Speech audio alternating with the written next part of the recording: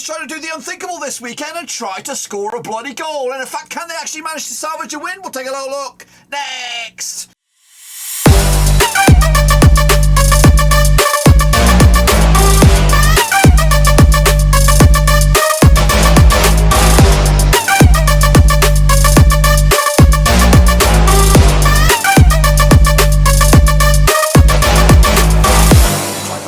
Another match preview. Look forward to Blackburn Rovers match up against QPR at Ewer Park, and we'll get to that in just one second. If you're new, where you been? Smash your subscribe button, keep bang up to date with all things Rovers related, championship related, what football related. We got it all here, boys. On the eve of course, D-Day, I think I don't want to use, I know I should really be using that, of course, word lightly, but of course it is a little bit of a make or break for Blackburn Rovers. Of course, we've been diabolical, of course, in the month of Feb, and maybe even January. In fact, definitely in January.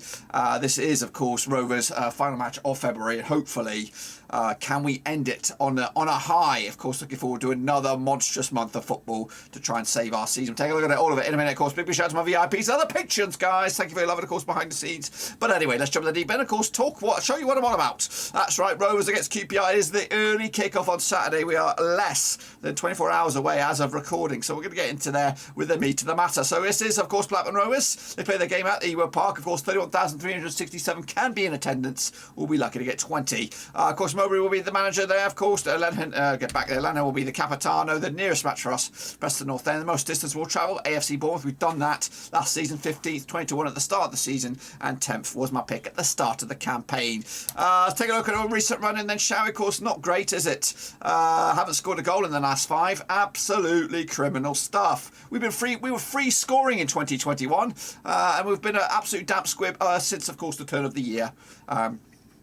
For Blackburn Rovers, of course. So coming into this on the back of a late loss against 10-man Sheffield United, it is still sour, still a bit of a nervy thing for me to deal with.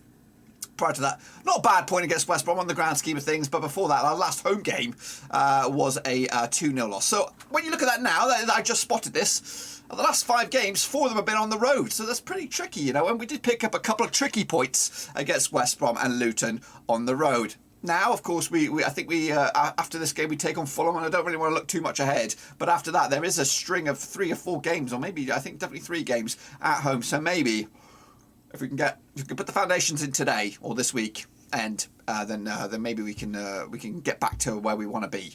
Of course, take a look at, of course, the stats. Then Britt Diaz, of course, not involved. He doesn't look like he's going to be involved for a good month, maybe.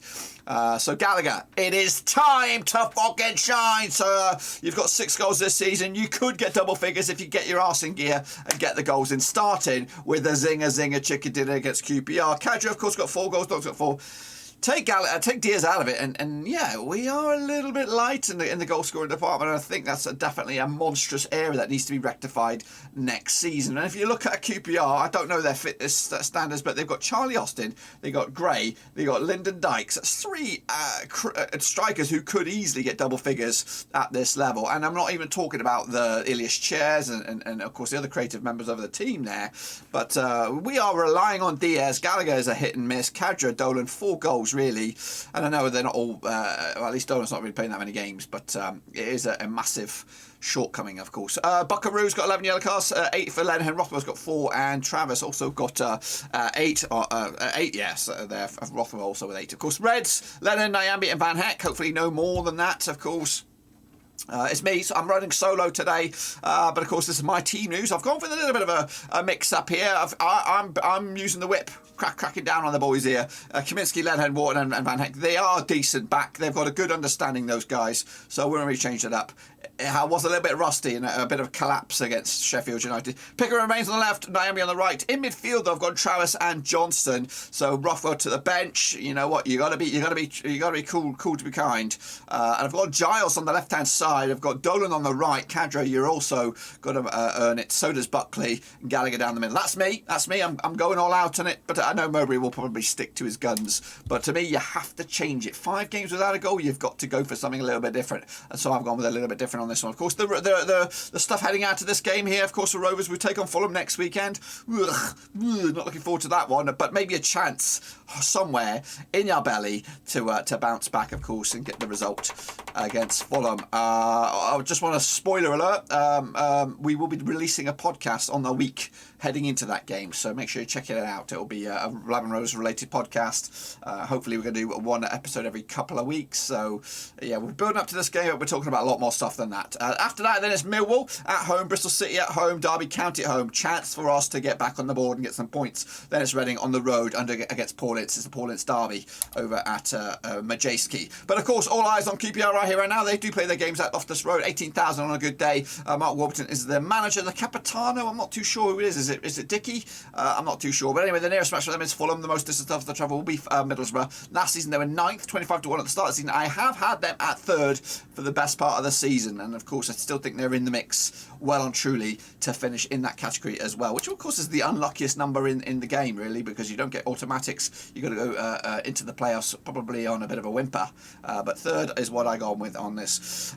They have turned a little bit of a corner, but not great results for them either heading into this one, but they did squeak a 2-1 win over Blackpool with 10 men, of course, so we'll see how they stand up against Rovers with, of course, maybe a bit of a changed lineup at the back there. QPR also picked up a draw against Hull City. Both of those games were at Loftus Road. The last couple of away games were back-to-back defeats, no goals scored as well, and also picked up a 2-2 draw against Middlesbrough. Of course, the goal scorers at the moment, Dykes has got 9 goals, Chair's got 8, Willock is your man, 7 as well, and Charlie Austin's got 6. So no double digits just yet, but of course that could all change this weekend. Dickey's got 11 yellows, Johnson's got 8, Dazelle 6, Fielder 6, of course, and Adebayo, Dazelle, and Sanderson. I think he was the man who got himself sent off, so he will not be part. Then, folks, so he will not be part of the team this coming weekend. So take a look, of course, my lineup for QPR. Deng between the sticks, of course, African Cup of Nations winning goalkeeper there, Barbet at the back there, of course, experience, Dickey as well alongside him, and Dunn will be alongside the goal scorer as well. Adebayo on the left hand side, Adom on the right, Field and Hendrick in midfield there. Elias Chair, Willock, and Jon Hansen up top. Johansson we were linked with briefly in the summer before he went to QPR. Willock has, of course, been a major danger man for QPR this season. Their resume, of course, after this game, they'll take on Cardiff back at Loftus Road, then Luton Town, Kenilworth Road, Forest, of course, at the City Ground. Back home at home, taking on McCann's Peterborough, and wrap it up, their 5-game stretch up against Fulham.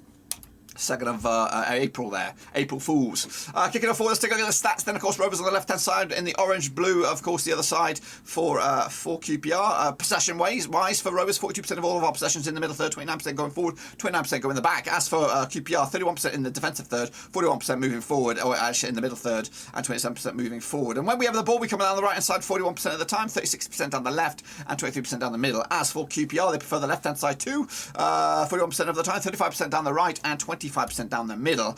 Shot grid for Rovers, of course, 57% of all our shots in the 18-yard box, 8% in the 6-yard area, and 36% long-range cookies. As for QPR, 55% of all of their shots in the 18-yard box, 8% in that scrappy W area, and 38 long-range cookies. And the shot direction for Rovers, we prefer the left-hand side to the right, and of course 65% down the middle, whereas QPR prefer the left as well, 24% of the time, 15% down the right, and 62% down the middle. As for the form then, as you can see, Rovers home form ain't bad, but we do come to this on the back of a loss, and only 1 win and 3 at home. As for QPR, though, 3 defeats on the spin on the road, which of course is good, and they haven't scored a goal in 3 games on the road as well. But it's been a couple of weeks since they played on the road, so maybe they've found the back of the net, or the recent games at home will fuel that fire, and maybe they'll find the back. Right, folks, let's take a look back at the recent form then. Now, that, of course, over the course of around about 30 odd years here, they've played 28 times since 1993, 15 wins for Rovers, 5 wins for QPR, and 8 draws, of course. Rovers coming to 33% form, QPR coming to also 33% form, just 1 win and 6 for Rovers. Meanwhile, of course, QPR coming into on back-to-back games without a loss. The biggest win for Rovers over QPR was a 4-0 win. The biggest win for the Rovers was a 4-2 win. In fact, we scored 38 goals compared to their 22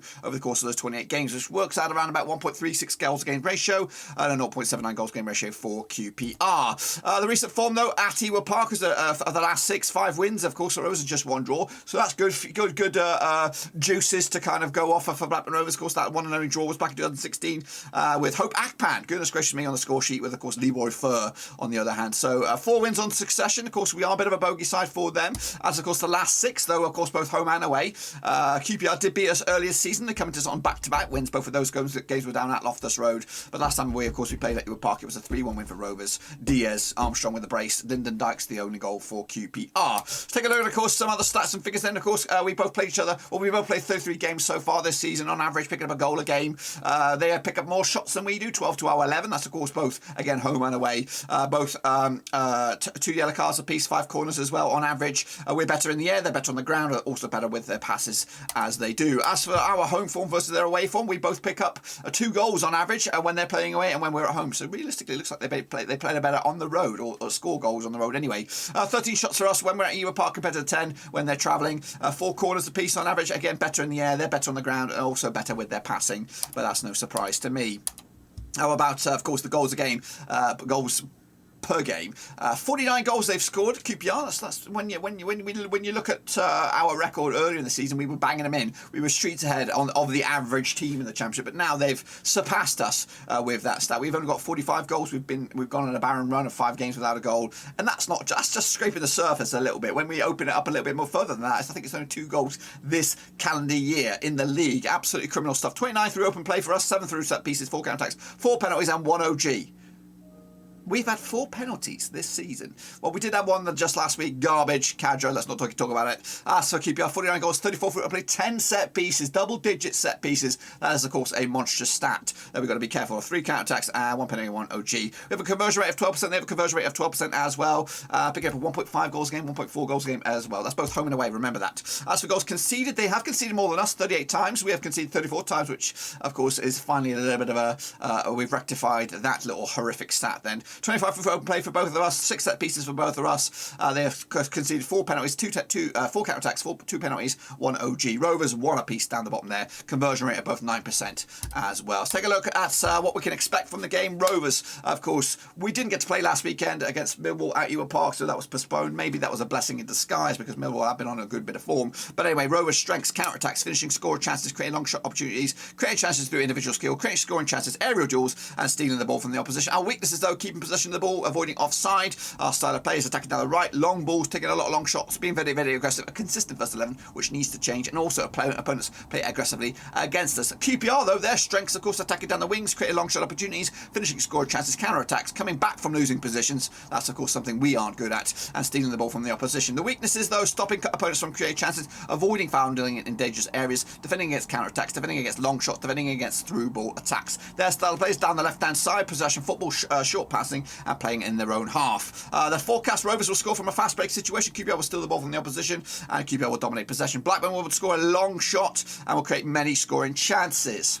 Will we, Eck? Of course, this is the journey. Rovers are the solid square. We're down to 5th. And, of course, if results go against us this weekend, we could be out of the playoffs, which, of course, is a shit show extraordinaire. QPR on the climb. They're up to 3rd now. Of course, with that lastminute.com winner this past midweek. The form is ghastly. Don't even look at it. Don't even look at it. It'll make you blind. We are down there in 20th. Of course, picking up 5 points out of a possible 18. Goodness gracious me. That is, of course, both home and away. I go backwards. QPR, though, are in mid-table around about 12, picking up 8 points. Of course, courtesy of that lastminute.com winner as well. As for the home form, Rovers still steady Eddie on this one. Just 1 defeat the past 6. Of course, we need to get back to winning ways and fast. QPR in 9th, but we're not playing them now. As for the away days, they're 5th. QPR, not too shabby for them. Of course, picking up 4 wins and 2 draws out of the last 6. However, coming to this, I believe, on back-to-back defeats on the road. So maybe, just maybe, they're on a bit of a stinker on their travels. So take a look at the other stats then, shall we? Of course, the possession-based side to watch is Swansea, Fulham, Sheffield United, Bournemouth and QPR make up the power 5. As for the most aggressive, Rovers are up as 79 yellows, and we have 4 red cards so far. Cardiff, Derby, Middlesbrough and Stoke.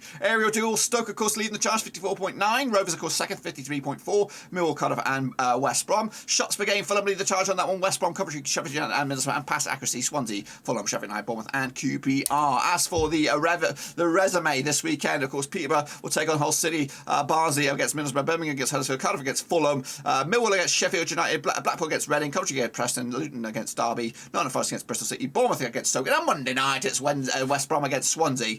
And Rovers do take on QPR, which is the early game, and it is the game of the week, of course, and you can watch me watch the game on the watch along on Saturday. We might have company, I don't know, people have got their own agendas, busy bodies, and it is an early kickoff. What we do hope to have is a vlog, maybe a fan reaction cam after it, and hopefully, basically, 3 points in the bag for Blackburn Rovers. What What would that do, though? It would actually make us leapfrog QPR, which would be monstrous. And, of course, let's go back a bit there. Huddersfield taking on Birmingham, which is not easy because Birmingham have been getting the goals at long last, and maybe, just maybe, we could get back into third, of course. And hopefully, Bournemouth, I don't even know who are they playing. Who are they playing? They're playing Stoke. That's a difficult game as well. So maybe, just maybe, we can get back. If we can get back into third, heading into the Fulham game, which is a monster game, which we'll probably lose anyway, but we might catch our get a bit of luck going our way and maybe nick something from that unexpectedly, because I think we've all been expecting that. I know we're not should be looking forward to that game, looking ahead of that game, but if we were to get something out of that, everyone's expecting a thumping on that game. But if we were to pick up something here against QPR, get the wheels of momentum moving into, of course, March, who knows, we can feel a little bit better. Because right now, I feel absolutely gutted, because I think, look at the state of this, we could be down to at least 8th at the end of the results, and the teams below us, Luton, Coventry, Forest, all have games in hand to close in on us. So it is pretty disgusting for Rovers at the moment, because we've been absolutely diabolical. Diaz sitting there with 20 goals. It's been like a lifetime. Mitrovic has nearly doubled his tally. And Solanke, again, has also been sitting there for a while. But the chasing pack, Wyman, Gayorkis catching up with them with the goal scoring charts. And Jacobson as well for Preston, moving up the chains there. Of course, there is Giles there with 9 assists. Play him, Mowbray. Play the pissin' Giles. Get him up there to double digits for the season. But, of course, it has been absolutely shit show. This is where I usually hand it over to one of the new Roverseas Mafia. But, of course, it's been a little bit tricky getting a hold of them this week. But anyway, I am going. It's not great. I'm going to go with a 0-0 draw on this one. But ultimately, I hope we can nick a 1-0. I'm hoping my negativity or my passiveness a little bit will turn out to be a result for Blackburn Rovers. But I'm going with a 0-0 draw, another clean sheet, point in the bag, and of course keeping QPR wherever they are. But that's it, my friends. Be sure to give the video some love, smash your thumbs up, smash your subscribe, check the links down below. I'm on Twitter, I'm on Twitch, I'm on Facebook, and I'm also on Patreon. But until then, boys, we're done for now. Catch me on, of course, the watch along Rovers QPR Saturday. I'll be there. It'll be early, but I'll be there. But until then, guys, we're done for now.